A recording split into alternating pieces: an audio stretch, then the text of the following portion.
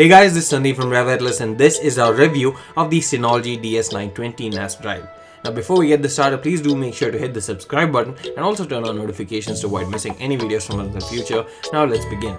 In the box you get the NAS drive itself along with two Ethernet cables, a key to lock the base, a RAM stick, the power cord as well as some documentation. Now the 920 Plus looks minimalistic yet utilitarian, and this is a look that I can best describe as something that would fit well in a traditional home as well as a contemporary one, even if you choose to have it displayed and not hidden.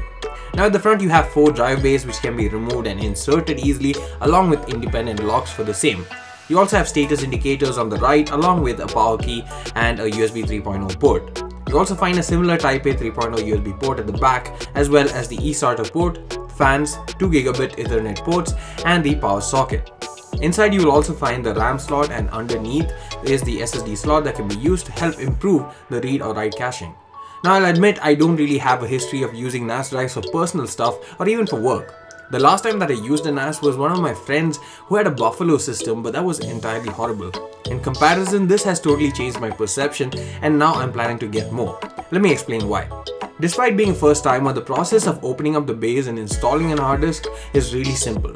In fact, if you're using a 3.5-inch drive, you don't even need screws or a screwdriver, but you will need them for smaller 2.5-inch drives, but even that is really simple. And by the way, simplicity is a recurring theme on this machine. The DS920 Plus supports a maximum of 64 TB with 4 16 TB hard disks, and the biggest I tried out were 8 TB and 10 TB drives from Seagate. By the way, make sure to check out the list of supported drives before buying one in order to avoid any compatibility issues.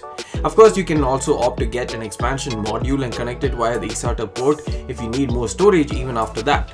Remember when I said that Synology makes things simple? Well, one of the main reasons I said this is because of their software. Now this is really easy to set up even for someone who has no prior experience with a NAS drive. The drives themselves just need to be inserted into a base, and once you turn on the NAS you just need to visit their portal and they'll tell you what to do. What I didn't expect to see was a complete OS that basically has various packages or apps that you can install based on what you need to do with your NAS. It's powered by an Intel Celeron J4125 chipset, by the way, and comes with 4GB of RAM, which you can and should expand using the extra 4GB stick that's provided in the package. Now in terms of packages, I didn't quite know where to start, but then my good friend Harish from Android Central is basically an expert on NAS drives, and his article on 10 best Synology tips and tricks did definitely help me get started. Now I'll include a link to that in the description for you guys to refer as well, because it was quite helpful for me too. Now the possibilities are practically endless, but I think the following are the most useful for me. Ability to access your files from anywhere on any machine. This is one thing that's a big relief, as I normally have to ensure again and again that before I travel, for example, and I need to edit something, that I have actually carried everything I need for the edit.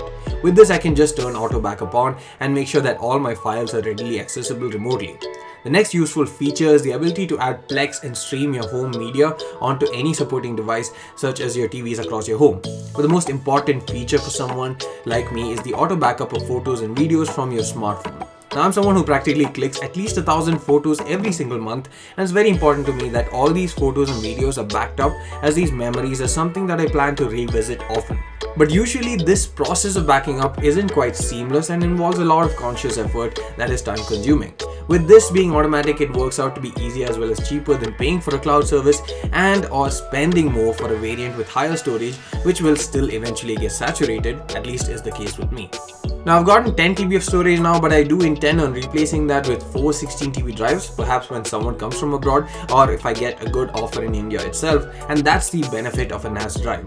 It doesn't get obsolete like a regular external hard disk, which to be honest is also very much prone to failure since the hard disk drive isn't easily replaceable, and that is the main component that's bound to fail anyway.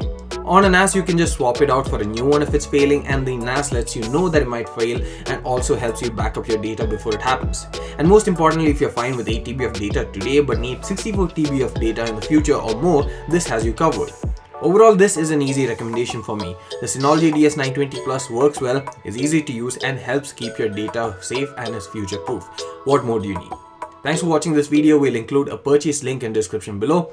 See you again in the next one.